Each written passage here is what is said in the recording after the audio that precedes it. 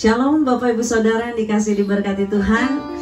Kita sungguh bersyukur kepada Tuhan untuk anugerah Tuhan yang besar atas setiap kehidupan kita tanpa terkecuali. Hingga hari ini kita boleh memasuki minggu yang pertama, minggu yang baru di bulan Mei tahun 2020. Saya percaya Bapak Ibu Saudara yang dikasih diberkati Tuhan, sepanjang bulan April yang telah kita lewati, ada begitu banyak hal yang sudah kita jalani. Namun perlindungan penyertaan Tuhan tetap tidak berubah di dalam hidup kita. Kasih setianya selalu baru setiap pagi bagi setiap kita yang tetap berharap kepadanya. Karena itu mari saat ini kita mau memuliakan Tuhan. Kita akan bersama-sama menaikkan pujian hormat kita. Karena di atas Yesus Karanghu tidak ada dasar yang lain. Sandaran kita hanya Yesus saja. Karena segenap amal kita hanya seperti kain yang lara di hadapan Tuhan. Di atas Yesus Karanghu, MKI nomor 78. Sandaranku tidak yang lain, melainkan darah domba-Mu. Naf amalku pun seprikai yang lara saja Tuhanku. Di atas Yesus Karanghu aku berdiri dan teguh. Dasar yang lain rebaruntuh. Cinta-Mu Yesus, cinta-Mu Yesus pun kekal. Ku berteduh dan tak sesal. Dan bila ombak memecah, ku tak gentar, terus soraklah. Di atas Yesus Karanghu aku berdiri dan teguh. Dasar yang lain rebaruntuh. Mari kita berdoa. Sungguh sandaran kami hanya Engkau Yesus Tuhan kami. Kami bersyukur untuk sebulan yang boleh kami lewati dalam anugerah-Mu. Dan kalau hari ini kami boleh ada di minggu yang pertama di bulan Mei tahun 2020, kami sungguh bersyukur karena anugerah Tuhan yang besar di dalam kehidupan setiap kami. Karena itu kami selaku umat ketebusan-Mu, kami rindu untuk memuliakan-Mu, mendedikasikan waktu ke depan ini untuk hormat kemuliaan nama-Mu. Dan biarlah ibadah minggu Gereja Kemah Injil Indonesia Jemaat Misi Manado dari awal sampai berakhirnya, biarlah jadi hanya di dalam nama Bapa, Putra, dan Roh Kudus. Amin. Silakan duduk Bapak Ibu Saudara. Saat ini mari kita terus mau memuliakan Tuhan. Kita terus mau bergirang untuknya. Karena sukacita sorga yang dianugerahkan Tuhan kepada kita menjadi kekuatan bagi setiap kita. Sehingga apapun badai, pergumulan, tantangan yang sedang kita alami, kita boleh tetap kuat. Karena ada campur tangan kuasa Allah yang menaungi kita. Terima sukacita sorga, itulah kekuatan bagi jiwa. Ku dapat rasakan kasih-Nya di tengah badai yang bergelora. Terima sukacita sorga, itulah kekuatan bagi jiwa. Ku dapat saksikan kuasa-Nya, taklukkan badai yang bergelora. Haleluya, Kau ada dalam hatiku, takkan patah semangatku, takkan hilang kekuatanku. Haleluya, ku mau bersorak bagimu. Sukacita sorga nyata penuhiku. Sekali lagi, terima sukacita sorga. Terima sukacita sorga, itulah kekuatan bagi jiwa. Ku dapat rasakan kasih-Nya di tengah badai yang bergelora. Terima sukacita sorga, itulah kekuatan bagi jiwa. Ku dapat saksikan kuasa-Nya, taklukkan badai yang bergelora. Haleluya, Kau ada hatiku, takkan patah semangatku, takkan hilang kekuatanku. Haleluya, ku mau bersorak bagimu, sukacita sorga nyata penuhiku. Mari kita sambut Sang Raja, mari kita sambut Sang Raja. Haleluya, mari kita puji namanya. Dia yang maha mulia, Dia yang maha mulia, Dia yang maha kuasa. Yesus, Yesus, Yesus namanya. Puji hosana, puji hosana, puji hosana, puji hosana, mulia namanya. Puji hosana, haleluya, puji hosana, puji hosana, mulia namanya, mulia, sekali lagi mulia, mulia namanya. Beri kemuliaan bagi Tuhan Yesus. Haleluya, puji Tuhan. Bapak Ibu Saudara yang dikasih diberkati Tuhan, ketika Yesus hadir di dalam kehidupan setiap kita, maka apapun tantangan, pergumulan, kita boleh menerima kekuatan sorgawi untuk melewati itu semua. Ada kalanya Bapak Ibu Saudara, Tuhan mengizinkan kita berjalan dalam lembah kekelaman. Tantangan, pergumulan, kesulitan hidup menjadi bagian kita.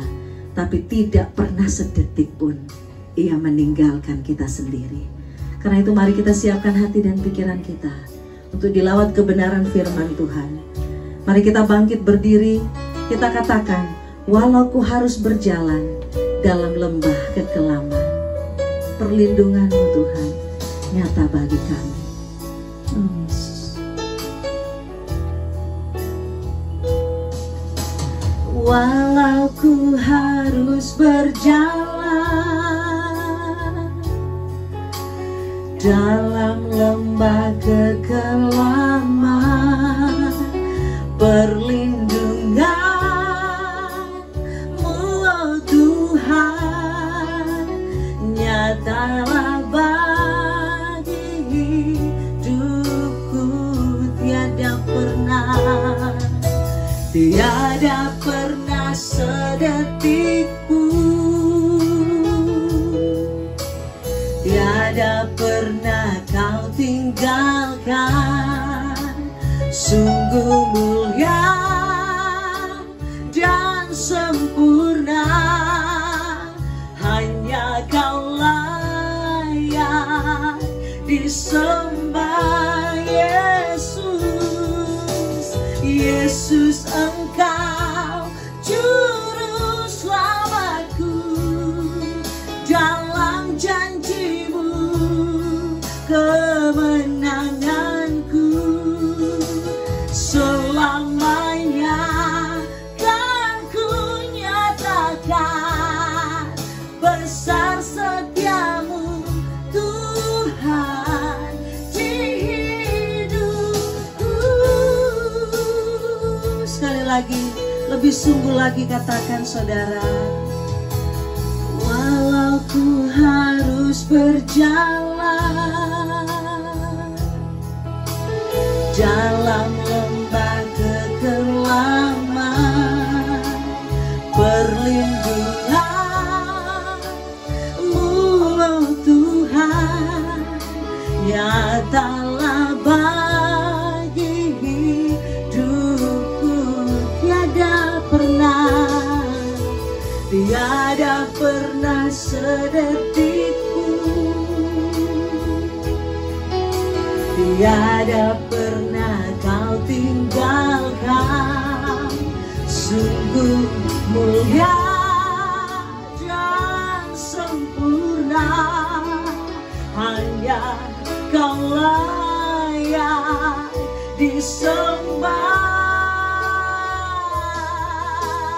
Yesus, Juru selamatku, dalam janji-Mu kemenanganku selamanya. Dan ku nyatakan besar setia-Mu Tuhan di hidup Yesus. Engkau juru selamatku, dalam janji-Mu kemenanganku selamanya.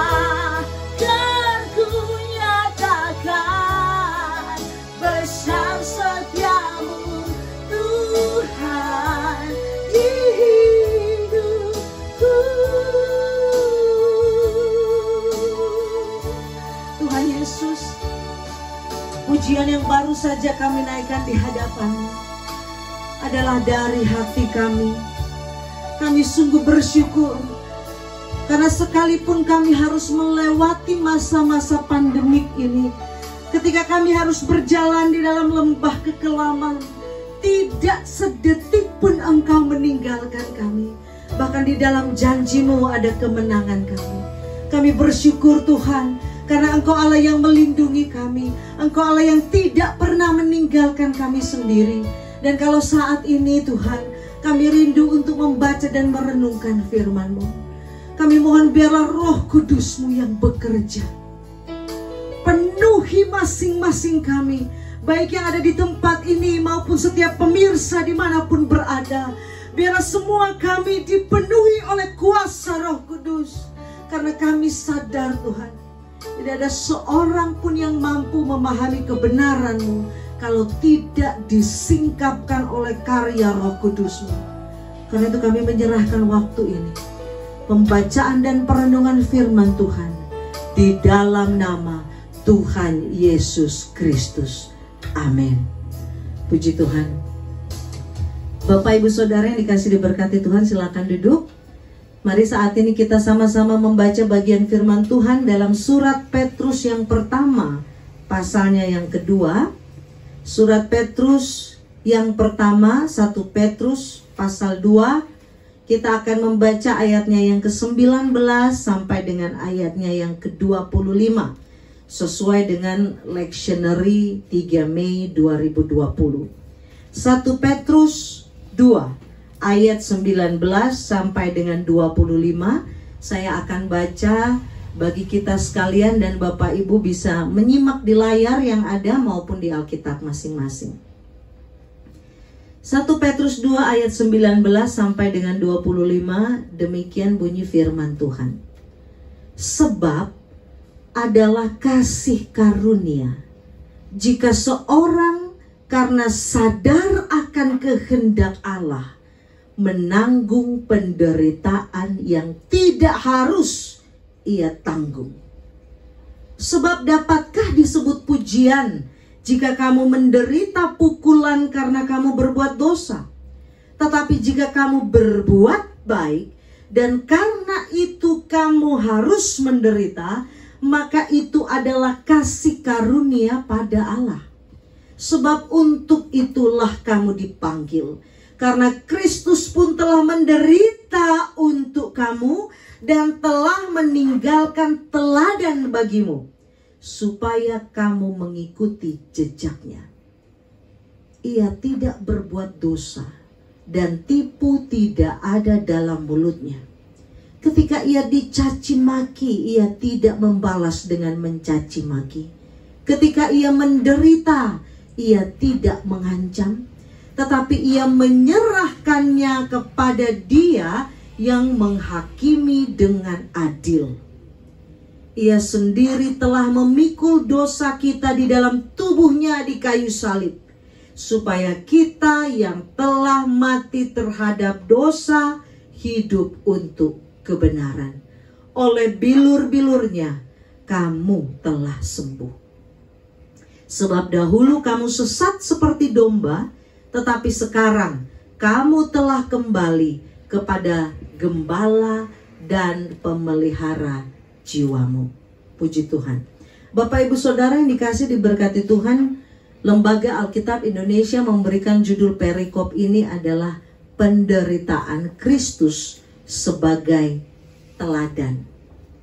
Bapak Ibu Saudara yang dikasih diberkati Tuhan, menarik sekali kalau kita melihat bagian teks firman Tuhan ini, maka kita akan bisa melihat secara jelas bahwa seorang Kristen dipanggil Tuhan bukan cuma terima berkat. Seorang Kristen dipanggil menjadi umat Tuhan, bukan cuma terima sesuatu yang enak dari Tuhan, bukan cuma terima sesuatu yang nikmat dari Tuhan, bukan cuma terima sesuatu yang nyaman dari Tuhan. Firman Tuhan sendiri menyatakan dalam ayat 21, untuk itu kamu dipanggil. Untuk apa? Untuk menderita bagi Kristus. Bapak Ibu Saudara yang dikasih diberkati Tuhan, ayat 19 dari pembacaan kita mengatakan seperti ini. Sebab adalah kasih karunia jika seorang karena sadar akan kehendak Allah menanggung penderitaan yang tidak harus ia tanggung. Bapak Ibu yang dikasih diberkati Tuhan, ayat selanjutnya menjelaskan kalau kita menderita karena berbuat dosa itu bukan mendatangkan kemuliaan bagi Tuhan. Tetapi ketika kita menderita karena berbuat baik, menderita karena taat kepada kehendak Allah, itu adalah kasih karunia. Bapak Ibu Saudara yang dikasih diberkati Tuhan, ketika kita mendengar kata penderitaan, tidak bisa dipungkiri begitu banyak orang ingin lari daripadanya. Siapa sih yang mau menderita? Tetapi Petrus mengatakan kepada yang menerima surat ini, bahkan juga kepada umat Kristen masa kini, bahwa itu adalah kasih karunia. Kalau kita menderita karena berbuat baik turut kepada kehendak Allah. Nah saudara, untuk memahami berbuat baik ini sebetulnya kita perlu memahami 3 elemen penting di dalam perbuatan baik yang bisa dikatakan itu berbuat baik menurut standar iman. Katekismus Heidelberg menyatakan dengan jelas bahwa perbuatan baik menurut iman Kristen itu harus punya 3 elemen penting. Elemen yang pertama adalah bicara ketika perbuatan itu sesuai dengan hukum Allah. Jadi yang pertama, perbuatan baik bisa dikatakan baik kalau perbuatan itu selain untuk melakukannya sesuai dengan hukum Allah, tapi karena berdasarkan iman yang benar. Jadi yang pertama, perbuatan baik harus didasari iman yang benar. Itu baru bisa dikatakan perbuatan baik. Tanpa iman yang benar kepada Allah, sebaik apapun tidak bisa dibilang perbuatan baik menurut iman Kristen. Nah, selain perbuatan baik itu harus berdasarkan iman yang benar, poin yang kedua yang tadi sudah sempat saya singgung, perbuatan itu harus sesuai dengan hukum Allah. Perbuatan baik itu tidak boleh melenceng dari prinsip-prinsip yang sudah dinyatakan di dalam firman Allah, Kejadian sampai Wahyu. Dan yang ketiga, yang tidak kalah pentingnya, perbuatan baik yang sesuai dengan iman Kristen, pemahaman iman Kristen, adalah perbuatan baik yang didasari motivasi untuk memuliakan Allah Tritunggal. 3 elemen ini tidak bisa dipisahkan kalau kita mau memahami perbuatan baik yang sesuai dengan standar iman Kristen. Yang pertama didasari dengan iman yang benar kepada Allah. Yang kedua sesuai dengan hukum-hukum Allah. Dan yang ketiga didasari motivasi untuk memuliakan Allah Tritunggal. Kenapa ini perlu dibahas Bapak Ibu Saudara? Karena ada orang-orang yang saat ini terjebak dengan istilah perbuatan baik. Kita tentu sudah sama-sama tahu kisah Robin Hood, mencuri untuk kemudian menolong orang miskin. Tindakan ini dalam iman Kristen tidak bisa dikatakan perbuatan baik. Itu hanyalah sekedar suatu kebaikan yang relatif. Kenapa? Karena walaupun motivasinya membantu orang lain, tapi tidak sesuai dengan hukum Allah. Nah, Bapak Ibu Saudara, untuk kita melakukan perbuatan baik dan kemudian menderita karenanya. Contoh yang paling aktual sekarang adalah para petugas medis yang harus ada di garis depan. Saya punya anak bersaudara yang adalah seorang perawat di sebuah rumah sakit di sebuah kota. Dia pakai APD lengkap dari atas kepala sampai kaki.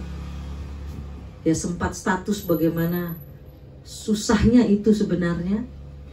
Mereka harus berjaga-jaga di dalam ruangan, sedangkan orang-orang tetap ada di rumah. Penderitaan yang seharusnya tidak harus ia tanggung. Tapi kenapa ia mau menanggungnya? Karena dia sadar tugas panggilannya, sumpahnya sebagai seorang tenaga medis untuk melaksanakan apa yang ia tahu sesuai dengan kehendak Allah.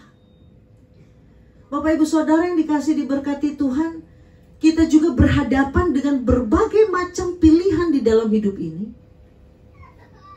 Untuk kita pilih apakah kita mau jalan itu sesuai dengan kehendak Allah. Tapi masalahnya berat, tapi tidak enak, tapi tidak nyaman. Tapi ketika saudara mau jalan di situ, walaupun saudara tahu tidak enak, tidak nyaman, tapi saudara tahu itu sesuatu yang benar, yang sesuai dengan kehendak Allah, yang memuliakan Allah Tritunggal. Dan saudara harus menanggung penderitaan karena itu. Ada kasih karunia Allah atasmu. Amin. Bapak Ibu Saudara yang dikasih diberkati Tuhan, Kristus sendiri menjadi teladan bagi kita. Ayat 21. Kristus pun telah menderita untuk kamu dan telah meninggalkan teladan bagimu supaya kamu mengikuti jejaknya. Kalau kita melihat kata teladan yang digunakan di sini, Bapak Ibu, sebenarnya ini mengacu kepada satu kata yang berarti pattern atau pola. Dimana kalau anak-anak yang baru belajar menulis itu biasanya dikasih titik-titik lalu disuruh mengikuti titik-titik itu. Kata teladan yang digunakan dalam ayat 21 mengacu ke situ. Jadi sebetulnya kita tidak lagi rumit, tidak lagi sulit dalam menjalani hidup karena Kristus sudah menunjukkan polanya seperti apa. Kita tinggal ikut saja Dia. Apa pola yang Tuhan Yesus tunjukkan di sini? Mari kita lihat Bapak Ibu Saudara. Ayat 23. Ketika ia dicaci maki, ia tidak membalas dengan mencaci maki. Ketika ia menderita, ia tidak mengancam. Dalam ayat 23 bagian yang pertama kita bisa lihat bagaimana Kristus memberikan contoh bahwa di tengah penderitaan ia menjalani itu semua dengan sabar. Menjalani penderitaan dengan sabar. Kalau mau pikir Bapak Ibu Saudara, Yesus ini tidak punya kuasa kah? Apakah Dia tidak punya kemampuan untuk membalas? Tetapi Yesus sendiri memberikan contoh kepada kita. Ketika Dia dicaci maki, ketika Dia dihina, ketika Dia diolok, Dia tidak balas. Ketika Dia menderita, Dia tidak ancam. Sabar. Menderita dengan sabar. Teladan Yesus yang pertama. Lalu kita sendiri lihat Bapak Ibu Saudara ayat yang ke-24. Ia sendiri telah memikul dosa kita di dalam tubuhnya di kayu salib. Supaya kita yang telah mati terhadap dosa hidup untuk kebenaran. Yesus menjalani penderitaannya sesuai dengan rencana Tuhan di dalam dirinya.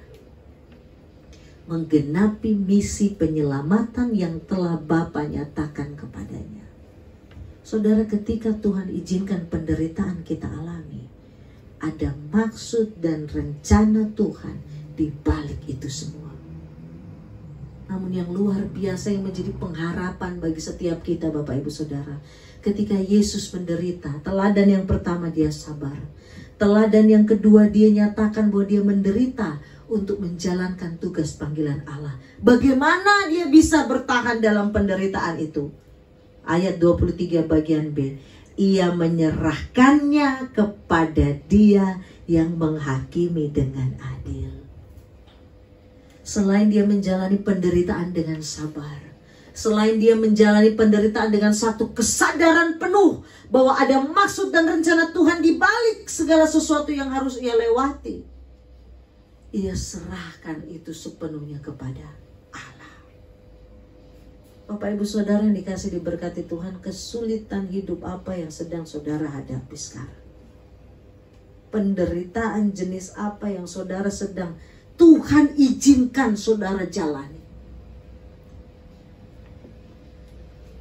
Ada gembala dan pemelihara jiwa kita yang selalu bersama dengan kita. Kuatkan imanmu saudara. Teguhkan pengharapanmu kepada Kristus. Dialah gembala kita. Dialah pemelihara jiwa kita. Biarlah kita selaku umat Tuhan bisa sama-sama berkata seperti pernyataan Nabi Habakuk. Dalam Habakuk pasalnya yang ketiga ayat 16 bagian D. Dengan tenang akan kunantikan hari kesusahan. Ayat 17. Sekalipun pohon ara tidak berbunga, pohon anggur tidak berbuah, hasil pohon zaitun mengecewakan, ladang-ladang tidak menghasilkan bahan makanan, kambing domba terhalau dari kurungan, tidak ada lembu sapi dalam kandang. Namun aku akan bersorak-sorak di dalam Tuhan, beria-ria di dalam Allah yang menyelamatkan aku. Allah Tuhanku itu kekuatanku. Bapak Ibu Saudara, di tengah begitu banyaknya orang yang harus krisis pendapatan, di PHK begitu banyak, dinonjobkan, sekalipun pohon ara tidak berbunga, pohon anggur tidak berbuah, sekalipun kesulitan-kesulitan hidup itu ada, Nabi Habakuk bisa dengan tegar mengatakan, dengan tenang akan ku nantikan hari kesusahan itu. Dengan tenang akan ku hadapi hari kesusahan itu. Kenapa? Karena Allah Tuhanku itu kekuatanku. Mari kita tetap percaya kepada Tuhan, bahwa sekalipun penderitaan Ia izinkan, gembala kita, pemelihara jiwa kita, tidak meninggalkan kita sendiri. Mari kita berdoa. Oh Bapa, kami datang padamu saat ini. Hamba terbatas di dalam membentangkan isi hati. Namun biar Roh Kudus-Mu yang tidak terbatas itu terus berbicara dalam hati masing-masing kami. Terus menyatakan kebenaran-Mu ini lebih dalam lagi. Karena Engkau yang paling kenal siapa kami. Engkau yang paling tahu siapa kami. Mampukan kami Tuhan di tengah-tengah penderitaan untuk tetap memandang kepadamu. Menderita dengan sabar. Menderita karena menyadari ada maksud dan rencana Tuhan yang baik atas semuanya ini. Menyerahkannya hanya kepadamu. Sebab Engkaulah gembala, pemelihara jiwa kami. Sehingga kami tidak perlu takut. Apapun pergumulan, apapun tantangan, apapun ketidakpastian ekonomi di depan atas kehidupan pribadi maupun bangsa dan dunia, kami tetap bisa berkata, kami bisa tetap tenang karena Engkau Allah kekuatan kami. Tuhan, Engkau yang paling mengenal umat-Mu. Berbicaralah lebih dalam lagi kepada masing-masing kami tanpa terkecuali. Meteraikanlah kebenaran-Mu ini di dalam hati kami dan mampukan kami untuk berjalan sesuai dengan kehendak-Mu. Dan kami akan mengakhiri ibadah kami saat ini. Biarlah damai sejahtera Allah yang melampaui segala akal itu akan memelihara hati dan pikiran setiap kita dari saat ini sampai Maranatha, Tuhan datang kembali. Puji Allah, pohon berkat. Puji Allah, pohon berkat. Puji Dia, segenap bumi. Di surga pun memuji-Mu. Bapa, Anak, dan Roh Kudus. Amin. Amin. Puji Tuhan, demikian ibadah kita saat ini Bapak Ibu Saudara. Dan saat ini kita akan mendengarkan informasi dan penyampaian dari Gembala Sidang Gereja Kemah Injil Indonesia Jemaat Misi Manado kepada Bapak Gembala Richard L. Hatumilaar. Dipersilakan.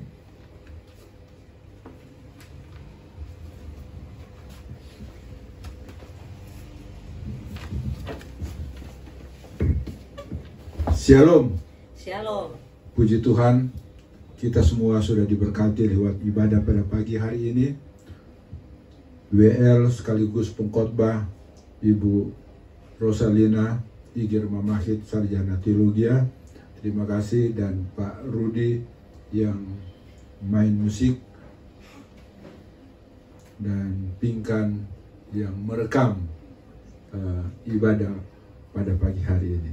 Terima kasih banyak. Tuhan Yesus memberkati Ibu Rosa, Tuhan Yesus berkati Pak Rudi Ngitung, Sarjana Komputer. Kita sekalian juga diberkati oleh ibadah pada pagi hari ini.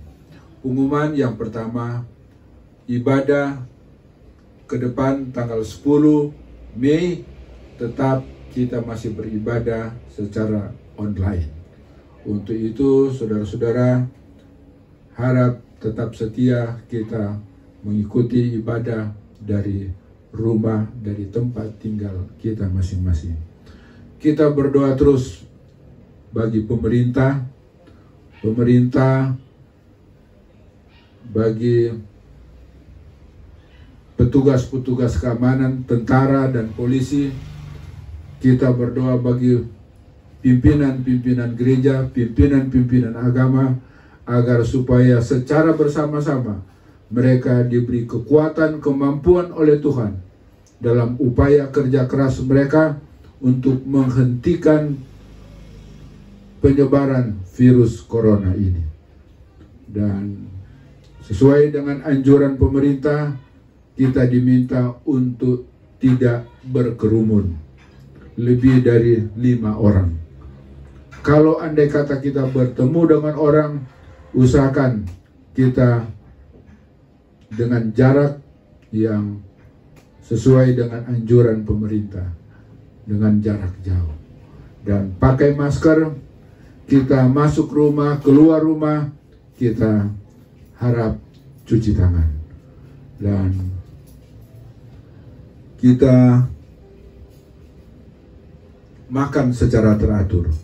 Kita makan secara teratur agar supaya daya tahan tubuh kita tetap kuat dan sehat. Kita berdoa juga, walaupun sekarang banyak penerbangan dan perhubungan laut sudah dihentikan, tetapi kita berdoa untuk para petugas yang ada di perhubungan udara, laut, dan darat, agar supaya Tuhan melindungi, menjaga mereka. Dan yang terutama kita berdoa untuk para dokter, para petugas medis, para perawat yang Tuhan beri kesempatan bagi mereka untuk berusaha keras melayani, menyembuhkan saudara-saudara kita yang kena virus corona. Biarlah Tuhan senantiasa beri mereka kekuatan, kemampuan, sehingga dalam upaya menyembuhkan orang-orang yang sudah menderita corona itu dapat diselesaikan dengan baik. Dan andai kata ada anggota keluarga kita, tetangga kita,